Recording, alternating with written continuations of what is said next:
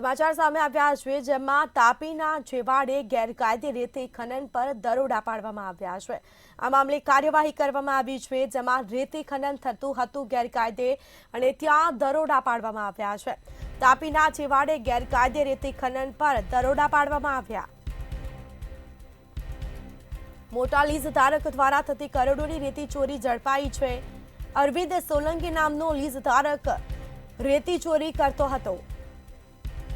પોતાના હદ વિસ્તાર બહાર જઈ અને અરવિંદ સોલંકી રેતી ખનન કરતો હતો, જેમાં નિઝર તાલુકાના વ્યાવલ ગામ ખાતે આ સ્ક્વોડની ટીમ ત્રાટકી હતી। ફ્લાઇંગ સ્ક્વોડની ટીમ ત્રાટકી 18 યાત્રિક નાવડી, 6 એક્સવેટર મશીન અને 8 ડમ્પરો જપ્ત કરાયા છે। વધુ વિગતો સાથે સંવાદદાતા બિંદેશ્વરી શાહ ફોનલાઈન પર જોડાયા છે। જી, આ મામલે હાલ કાયદેસરની કાર્યવાહી કરાઈ છે, રેતી ખનન ઝડપાયું છે, શું છે વિગત?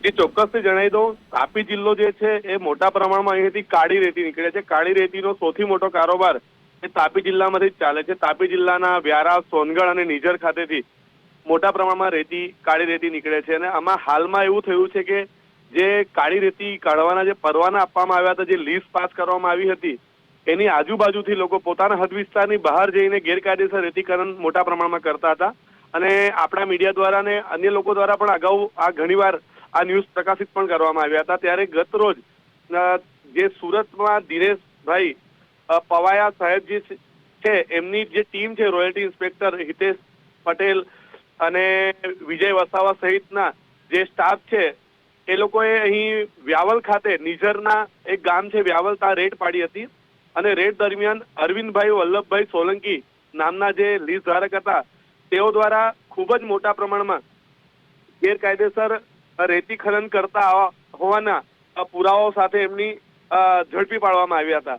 અને આપને જણાવી દઉં કે એ સમયે 18 જેટલી યાંત્રિક નાવડીઓ જે હદ વિસ્તાર બહારથી રેતી ખનન કરી રહી હતી, એની સાથે 6 એક્સવેટર મશીન તથા 8 ડમ્પરો, એમ કુલ મળીને 4 કરોડ રૂપિયાનો મુદ્દામાલ જે ભૂસ્તર વિભાગ છે સુરતનો, એના દ્વારા જપ્ત કરવામાં આવ્યો હતો। ત્યારે સૌથી મોટી વાત તો અહીં એ નોંધવા જેવી છે કે તાપી જિલ્લાના જે ભૂસ્તર અધિકારી છે શેખ સાહેબ કરીને અને રોયલ્ટી ઇન્સ્પેક્ટર છે હાર્દિક, એ લોકો ઊંઘતા ઝડપાયા અને બહારની ટીમ આવીને અહીં મોટા પ્રમાણમાં દરોડા પાડીને એફએસની ટીમ આવીને આટલો મોટો મુદ્દામાલ જપ્ત કરી ગઈ 4 કરોડ રૂપિયાનો।